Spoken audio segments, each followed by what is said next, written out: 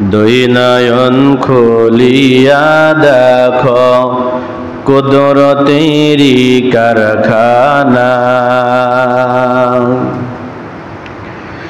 দুই নয়ন খুলিয়া দেখো কুদরতেরি কারখানা।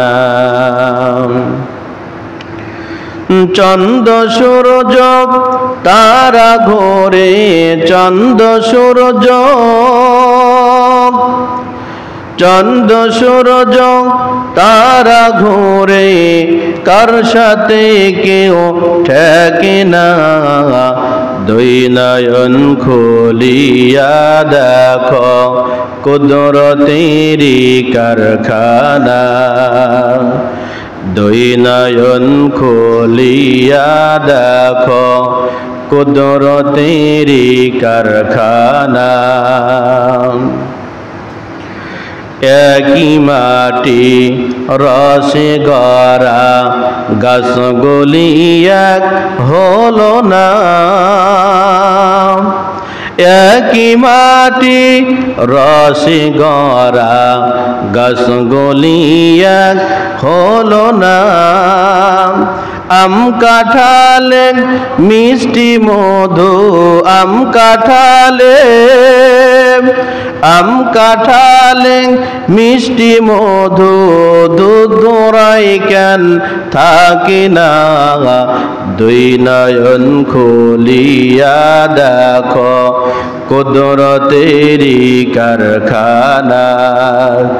দুই নয়ন খুলিয়া দেখো কুদরতেরি কারখানা। মুআজ্জাজ মুহতারাম, সমস্ত তারিফ ও সমস্ত প্রশংসা সেই মহান আল্লাহ পাকের উপর যে আল্লাহ পাক রব্বুল আলামিন আজকে পবিত্র জুমার দিন জুমার মসজিদে আসার, বসার, কিছু কথা বলার ও শোনার তৌফিক দান করেছেন। সেই মহান আল্লাহ পাকের উপর শুকরিয়া আদায় করি, সকলে জবান ছেড়ে বলি আলহামদুলিল্লাহ। লক্ষ কোটি দরুদ ও সালাম বর্ষিত হোক মানবতার মুক্তির দূত সাইয়্যিদুল আম্বিয়া খাতামুন নবী, নবীকুলের শিরোমণি, যাকে সৃষ্টি না করলে পৃথিবীর কোনো কিছুই সৃষ্টি হতো না, সেই নবীর উপর দরুদ ও সালাম টুকু পেশ করে সকলে বলি সাল্লাল্লাহু আলাইহি ওয়াসাল্লাম। সকলে কেমন আছেন? আলহামদুলিল্লাহ। আল্লাহ রাব্বুল আলামিন আমাদেরকে ভালো রেখেছেন, সুস্থ রেখেছেন, বলি আলহামদুলিল্লাহ। হযরত দাউদ আলাইহিস সালাতু ওয়াস সালাম রাজত্ব লাভ করলেন। পয়গম্বর দাউদ আলাইহিস সালাতু ওয়াস সালাম রাজত্ব লাভ করলেন। হযরত মূসা আলাইহিস সালাতু ওয়াস সালাম এরপরে শত শত বছর পার হয়ে যাওয়ার পর এই সময়সীমা বনি ইসরায়েলদের মধ্যে অনেক নবী আগমন ঘটেছে।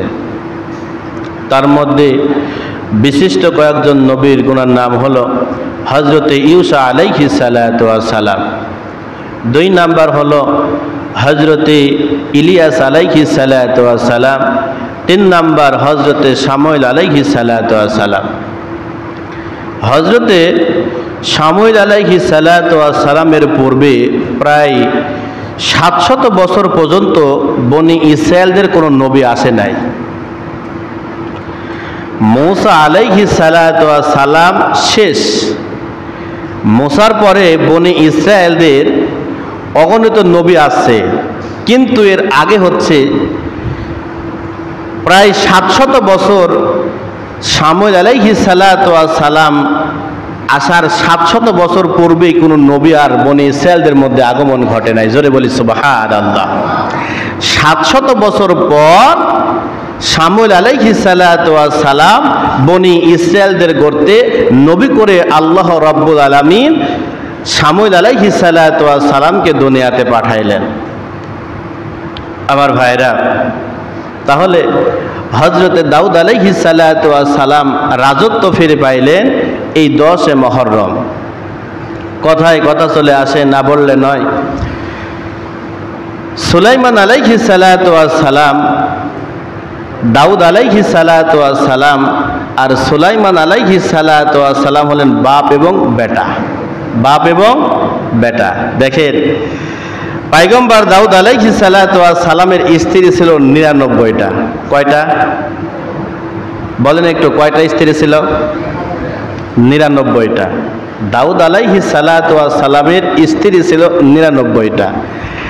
আর পয়গম্বর সুলাইমান আলাইহিস সালাতু ওয়াস সালামের স্ত্রীর সংখ্যা ছিল ১০০০। কয়টা? জোরে বলেন, কয় হাজার? বাপকে বেটা, সিপাইকে ঘোড়া, কথা বলেন ঠিক কিনা? হ্যাঁ, বাপ ৯৯টা আর বেটা হলো কত? কত? ১০০০ স্ত্রী ছিল। অনেক লম্বা চড়া ঘটনা আমার ভাইরা। পয়গম্বর দাউদ আলাইহিস সালাতু ওয়াস সালাম বৃদ্ধ হয়ে গেলেন, বয়স হয়ে যাচ্ছে, কিভাবে রাষ্ট্র চালাবে, কিভাবে দেশ চালাবে, এই নিয়ে চিন্তা ভাবনা করতে লাগলেন। আল্লাহর পক্ষ থেকে দাউদ আলাইহিস সালাতু ওয়াস সালামকে ফেরেশতার মাধ্যম দিয়ে বললেন, ওগো নবী, টেনশন করার কোনো দরকার নাই, হতাশ হওয়ার কোনো দরকার নাই, চিন্তা করার কোনো দরকার নাই। আপনার যে সন্তানগুলো আছে, সমস্ত সন্তানদেরকে আপনি একত্রিত এক জায়গায় করেন, করে সারে আপনি প্রশ্ন করবেন, যার বিচক্ষণ, যে জ্ঞানী হবে, সেই দেখবেন যে যেগুলো প্রশ্ন করবেন, প্রশ্নের উত্তর দিবে, সেই আপনার পরবর্তী রাজত্বর মালিক হবে। জোরে বলি সুবহানাল্লাহ। আমার ভাইরা, দাউদ আলাইহিস সালাতু ওয়াস সালাম এর ছেলে সন্তান ছিল ১৯টা। কয়টা? জোরে বলেন, কয়টা? ১৯টা। দাউদ আলাইহিস সালাতু ওয়াস সালামের ছেলে সন্তান ছিল ১৯টা। পয়গম্বর সুলাইমান আলাইহিস সালাতু ওয়াস সালাম ছিলেন ছোট ছেলে। সুলাইমান আলাইহিস সালাতু ওয়াস সালামকে আল্লাহর পক্ষ থেকেও পরীক্ষা করা হবে, পয়গম্বর দাউদ আলাইহিস সালাতু ওয়াস সালামও পরীক্ষা করবেন। জোরে বলি সুবহানাল্লাহ। এইবার তার তো শেষ বয়স, রাজত্ব চালাবে কে, দেশ চালাবে কে, এই সিংহাসনে কে বসবে, এই নিয়ে চিন্তা ভাবনা করতে করতে পয়গম্বর দাউদ আলাইহিস সালাতু ওয়াস সালাম সব ছেলেদেরকে ডাকলেন। ডেকে সিংহাসনে বসে ১৯টা বেটাকে প্রশ্ন করলেন, বাবা, আমি তোমাদেরকে ৩টা প্রশ্ন করব। যেই ব্যক্তি এই ৩টা প্রশ্নের উত্তর দিতে পারবে, তাকেই আমি আমার এই রাজত্বর সিংহাসনের দায়িত্ব দেব। জোরে বলে সুবহানাল্লাহ। আমার ভাইরা, পয়গম্বর দাউদ আলাইহিস সালাতু ওয়াস সালাম ১৯টা বেটাকে নিয়ে সিংহাসনে বসে গেলেন। ১৯টা বেটা নিচে বসে আছে। দাউদ আলাইহিস সালাতু ওয়াস সালাম বললেন, বাবারে, আমি তোমাদেরকে ৩টা প্রশ্ন করব, ৩টা প্রশ্নের উত্তর দিবা, আর যার ব্যক্তি ৩টা প্রশ্নের উত্তর সঠিক হবে, এই যে ডালিম গাছ দেখতেছো, এই ডালিম গাছের ডাল এসে মাথায় স্পর্শ করবে, উত্তর সঠিক হয়ে যাবে। জোরে বলি সুবহানাল্লাহ। দাউদ আলাইহিস সালাতু ওয়াস সালাম বললেন, বাবা, আমি ৩টা প্রশ্ন করব, এই ৩টা প্রশ্নের উত্তর যেই ব্যক্তি দিতে পারবে, যদি কালে সঠিক হয়, তাহলে এই ডালিম গাছের ডাল এসে মাথায় স্পর্শ করলেই বুঝবো যে উত্তর সঠিক। আমার ভাইরা, পয়গম্বর দাউদ আলাইহিস সালাতু ওয়াস সালাম সন্তানদেরকে ডেকে বললেন, বাবারে, আমি তোমাদেরকে ৩টা প্রশ্ন করব, যেই ব্যক্তি 3টা প্রশ্নের উত্তর দিতে পারবে তাকে আমার রাজত্বের মালিকানা তাকে বানায় দেব। সেই ব্যক্তি দেশ শাসন করবে, সেই ব্যক্তি আমার সিংহাসনে বসবে। জোরে বলে সুবহানাল্লাহ। 19টা বেটা বলল, বাবা কি আপনি প্রশ্ন করবেন একটু করেন। পয়গম্বর দাউদ আলাইহিস সালাতু ওয়াস সালাম সিংহাসনে বসে আছেন, 19টা বেটার নিচে বসে আছে। দাউদ আলাইহিস সালাতু ওয়াস সালাম বললেন, বাবা আমার 1 নাম্বার প্রশ্ন হলো, বলো তো বাবা পৃথিবীর মধ্যে সবচেয়ে বেদামি জিনিসটা কোনটা? পৃথিবীর মধ্যে সবচেয়ে বেদামি জিনিস কোনটা? আমার ভাইরা, কেউ বলে বাবা মানুষের পায়খানা, কেউ বলে প্রসাব, কেউ বলে অমক, কেউ বলে এই জিনিসটা। পয়গম্বর সুলাইমান আলাইহিস সালাতু ওয়াস সালাম, আমার ভাইরা, ছোট ছেলে সুলাইমান আলাইহিস সালাতু ওয়াস সালাম বলতেছেন বাবা পৃথিবীর মধ্যে সবচেয়ে বেদামি জিনিস হলো মানুষের লাশ। পৃথিবীর মধ্যে সবচেয়ে বেদামি জিনিস হলো মানুষের লাশ। কারণ মানুষ যখন মারা যায় বাজারে একটা 50 টাকা মরগের মূল্য আছে, ওই মানুষটার আর কোনো মূল্য আছে? মানুষ যখন মারা যায় যতই অর্থ সম্পত্তি টাকা পয়সা গাড়ি বাড়ি থাক না কেন, উপর থেকে দোতলা বাড়ি থাক না কেন, টেনে হেসড়ে উঠানের এক কোনায় এক জায়গায় রেখে দিবে। কোনো বালিশ নাই, কোনো খেতা নাই, কথাগান ঠিক কিনা?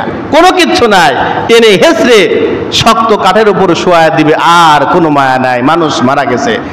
সুলাইমান আলাইহিস সালাতু ওয়াস সালাম বলতেছেন বাবা পৃথিবীর মধ্যে সবচেয়ে বেদামি জিনিস হলো মানুষের লাশ, কোনো দাম নাই। আমার ভাইরা, পয়গম্বর দাউদ আলাইহিস সালাতু ওয়াস সালামের প্রথম প্রশ্নের উত্তর সুলাইমান আলাইহিস সালাতু ওয়াস সালাম যখন বললেন বাবা পৃথিবীর মধ্যে সবচেয়ে বেদামি জিনিস হলো মানুষের মৃত্যু, মানুষের লাশ। ডালিম গাছের ডাল এসে মাথায় স্পর্শ করল, উত্তর সঠিক হয়ে গেল। সমস্ত ছেলে বলতেছেন বাবা আপনি জলদি করে আপনার 2 নাম্বার প্রশ্নটা করেন তো বাবা। দাউদ আলাইহিস সালাতু ওয়াস সালাম বলতেছেন বাবারে আমার 2 নাম্বার জিনিস হলো বলো তো বাবা পৃথিবীর মধ্যে সবচেয়ে নিকটবর্তী জিনিস কোনটা? নিকটবর্তী জিনিস কোনটা? বড় ছেলে বলছে বাবা হাত, কেউ বলছে কান, কেউ বলছে পাও, কেউ বলছে মাথা, চোখ, নাক, দেহ, বডি, সব কিছু যখন শেষ করে দিলেন পয়গম্বর সুলাইমান আলাইহিস সালাতু ওয়াস সালাম পিছন থেকে মাথা কানা উঁচু করে বলতেছেন বাবা পৃথিবীর মধ্যে সবচেয়ে নিকটবর্তী জিনিস হলো মানুষের মৃত্যু। পৃথিবীর মধ্যে সবচেয়ে নিকটবর্তী জিনিস কোনটা বলেন একটু, কোনটা? কারণ কুল্লুন নাফসিন যায়িকাতুল মাউত, প্রত্যেকটা প্রাণীকে মৃত্যুবরণ করতেই হবে। কখন কোন দিন কখন জানি কোন সময় মালাকুল মউত আজরাইল ফেরেশতা চলে আসে, আমি আপনি কেউ বলতে পারবো না, কথা বলেন ঠিক কিনা? এই জন্য সবচেয়ে পৃথিবীর মধ্যে সবচেয়ে নিকটবর্তী জিনিস হলো মানুষের মৃত্যু, কথা বলেন ঠিক কিনা? ডালিম গাছের ডাল এসে মাথায় স্পর্শ করলাম, উত্তর সঠিক হয়ে গেল। আমার ভাইরা দাউদ আলাইহিস সালাতু ওয়াস সালাম সিংহাসনে বসে আছেন। আমার ভাইরা সমস্ত ছেলে বলতেছেন বাবা আপনার 3 নাম্বার প্রশ্নটা করেন। পয়গম্বর দাউদ আলাইহিস সালাতু ওয়াস সালাম 3 নাম্বার প্রশ্ন করলেন বাবা আমার 3 নাম্বার প্রশ্ন হলো বলো তো বাবা পৃথিবীর মধ্যে সবচেয়ে দূরবর্তী জিনিস কোনটা? দূরবর্তী জিনিস কোনটা? কেউ বলতেছেন বাবা অমুক জিনিস, কেউ বলছে বাবা অমুক জিনিস, কেউ বলছে বাবা অমুক জিনিস। আমার ভাইরা পয়গম্বর সুলাইমান আলাইহিস সালাতু ওয়াস সালাম সব পিছনে বসে আছে, মাথাটা নত করে বসে আছে। বাবা প্রশ্ন করতেছে, বাবার প্রশ্ন শুনতেছে, সমস্ত ছেলেগুলা উত্তর দিতেছে, কারোর উত্তর সঠিক হয় না। আমার ভাইরা সব শেষেই পয়গম্বর সুলাইমান আলাইহিস সালাতু ওয়াস সালাম পিছন থেকে মাথা কানা উঁচু করে বলতেছেন বাবা আমি বলতে পারবো, 3 নাম্বার প্রশ্নের উত্তর আমি বলতে পারবো বাবা। ও বাবা 3 নাম্বার প্রশ্ন আপনি করলেন পৃথিবীর মধ্যে সবচেয়ে দূরবর্তী জিনিস কোনটা? পয়গম্বর সুলাইমান আলাইহিস সালাতু ওয়াস সালাম মাথা কানা উঁচু করে বললেন বাবা পৃথিবীর মধ্যে সবচাইতে দূরবর্তী জিনিস হলো মানুষের কবর। মানুষের কি কবরটা কোথায় আছে? সামান্য হাফ কিলো নাকি? এখানে কবরের পাশে দাঁড়িয়ে এই কবরের নিচে 3.5 হাত নিচে বাবা মা ভাই বোন আত্মীয় স্বজন পাড়া প্রতিবেশী নিকট সবচেয়ে আত্মীয় স্বজন পাড়া প্রতিবেশী ঘুমিয়ে আছে। এই কবরের পাশে দাঁড়িয়ে আমি আপনি খবর নিতে পারি না, কিন্তু 1 মিনিটের মধ্যে আমার আপনার ভাই আমার আপনার ছেলে সন্তান আত্মীয় স্বজন বিদেশের মাটিতে আছে, 1 মিনিটের মধ্যে কি খাইছে কি করছে কেমন আছে না আছে খবর নেওয়া যাবে কি যাবে না? যাবে কি যাবে না? এই যন্ত্রের মাধ্যম দিয়ে, কথা কন ঠিক কিনা? কিন্তু কবরের পাশে দাঁড়ায়া আমার আপনার মা কোন হালতে কোন অবস্থায় আছে এটা আমার আপনার বলার কোনো শক্তি কেউ পারবে নিতে। তাহলে পৃথিবীর মধ্যে সবচাইতে দূরবর্তী জিনিস হলো মানুষের কোনটা বলেন একটু? মানুষের কবর। আমার ভাইরা, উত্তর সঠিক হয়ে গেল। ডালিম গাছের ডাল এসে মাথায় স্পর্শ করলেন। পয়গম্বর সুলাইমান আলাইহিস সালাতু ওয়াস সালামকে আল্লাহ রাব্বুল আলামিন একটা পরীক্ষা দিয়েছিলেন। দাউদ আলাইহিস সালাতু ওয়াস সালাম তিনটা প্রশ্নের মাধ্যম দিয়ে পরীক্ষা করলেন। আমার ভাইরা, আল্লাহ রাব্বুল আলামিন পবিত্র কুরআনুল কারীমের মধ্যে সুন্দর করে বলতেছেন, ওয়ালাকাদ আতাইনা দাউদা ওয়া সুলাইমানা ইলমান। জোরে বলি আল্লাহু আকবার। আল্লাহ রাব্বুল আলামিন বলতেছেন, বান্দা দাউদ এবং সুলাইমানকে আমি ইলম দান করলাম, জ্ঞান দান করলাম, এমন একটা ইলম দান করলাম, এমন একটা জ্ঞান দান করলাম, এমন একটা ইলম দান করলাম। দাউদ আলাইহিস সালাতু ওয়াস সালামের সন্তান সুলাইমানকে এমন একটা ইলম দান করলাম। সুলাইমান আলাইহিস সালাতু ওয়াস সালাম মানুষের ভাষা তো দূরের কথা আমার ভাইরা, নদীর মাছ, গর্তের পিপিলিকা, আকাশ দিয়ে পাখি উড়ে যায়, সেই পাখির ভাষা পর্যন্ত সুলাইমান আলাইহিস সালাতু ওয়াস সালাম বুঝতেন। চিৎকার দিয়ে বলেন আল্লাহু আকবার।